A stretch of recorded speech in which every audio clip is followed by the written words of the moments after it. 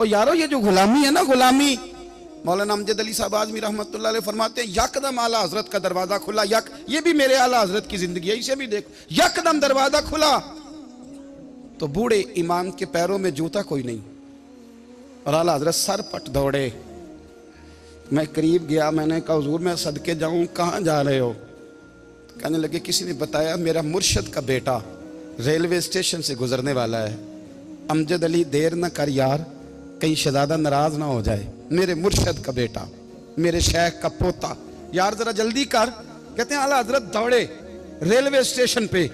उन्हें अगर फतवे लिखने आते थे, किल के रजा है खंजरे खूंखार बरकबार, तो वो ये भी कहा करते थे कैसे आकाओं का बंदा हूं रजा, बोल बाले मेरी सरकारों के।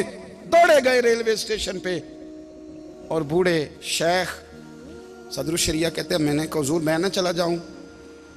कहने लगे ना पुत्र, मैंने बड़ा नमक खाया उस घर का, मैंने बड़ी नौकरी करी है, मेरी अपनी ड्यूटी है, तुम्हारी तो नहीं ना। मेरे शेख फरमाते रेलवे स्टेशन पे हजरत खड़े हैं, तो एक मुसाफिर उतरता, उसके करीब जाते अदब से सलाम लेते, तो कहते मारेरा शरीफ से तो नहीं कोई आया? कहते वो मुसाफिर गुजर जाता, दूसरा आता तो फिर करीब जाते, कहते वो उसके आस्थाने से तो नहीं आए, उधर से तो नहीं कोई आया। कहते सारे गुजर गए, जिन मुसाफिरों ने उतरना था उतर गए, ट्रेन चल पड़ी। तो मैंने कहा हुजूर किसी ने आपको गलत इत्तला दी थी, शहजादे तो आए नहीं।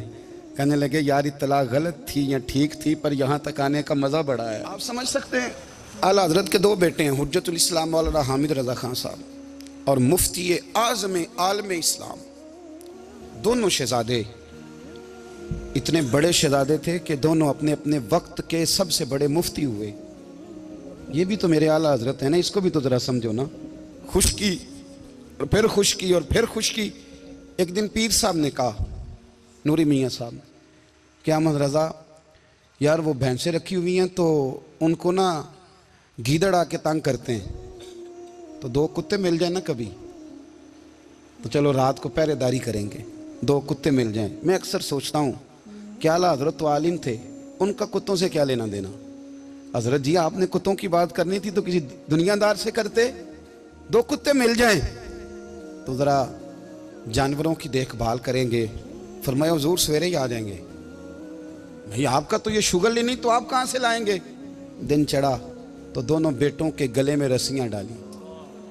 आला हजरत को सिर्फ आप फतवे की रोशनी में देखते हैं, आपको उस शख्स के दर्द का नहीं पता, उसके जायके का नहीं पता, वो किस स्टेज का आदमी है, स्टेटस क्या है तरीकत में, शरीयत में, इश्क में।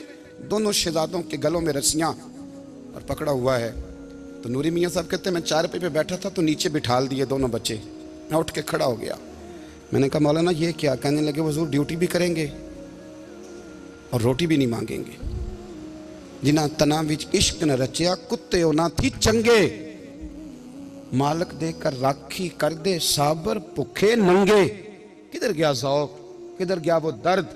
और पीछे बारी आई रसूलुल्लाह के प्यार की, जब बारी आई नबी पाक की मोहब्बत की, तो फिर फाजिल बरेलवी का कद अगर लिखने में कमाल है ना, तो महबूब के प्यार करने में भी कमाल है।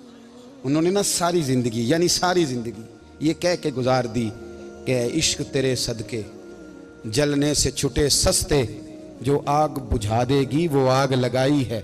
एक सैयद साहब थे, मकान बन रहा था आला हजरत का, तो सामने ना बिल्कुल लाइब्रेरी थी। तो जब मकान बन रहा होता है तो तब सारे मिस्त्री मजदूर अंदर ही होते हैं, तो सब का आना जाना था, सब लोग आते जाते थे बिला झिझक। तो वो सैयद साहब एक दिन आ गए, सामने लाइब्रेरी में मिले, फिर चले गए। कुछ दिनों के बाद घर मुकम्मल हो गया, अब औरतें भी आ गईं। तो शाह जी को पता नहीं था, वो पुराना ही माहौल समझ के ना, मौलाना ज़फ़रुद्दीन बिहारी कहते हैं पुराना ही माहौल समझ के तो अंदर आ गए। और जैसे ही अंदर दाखिल हुए, सामने घर की औरतें देखी, तो शाह जी माजरत माजरत माजरत करते परेशान हो गए। और फिर जब दोबारा पलटने लगे तो आला हजरत दौड़ के गए, हाथ चूमे, कहने लगे शाह जी आपको तो पता नहीं था, और आप मेहरबानी करें ये माजरत वाला लफ्ज़ वापस लें, ये मेरे घर की औरतें नहीं, ये तो सैयदों की बांदियाँ हैं, ये तो नौकरानियाँ हैं, तो आप मेहरबानी करें, ये अंदाज आपका जो है ये दुरुस्त नहीं, आप मेहरबानी फरमाएं अंदर आए।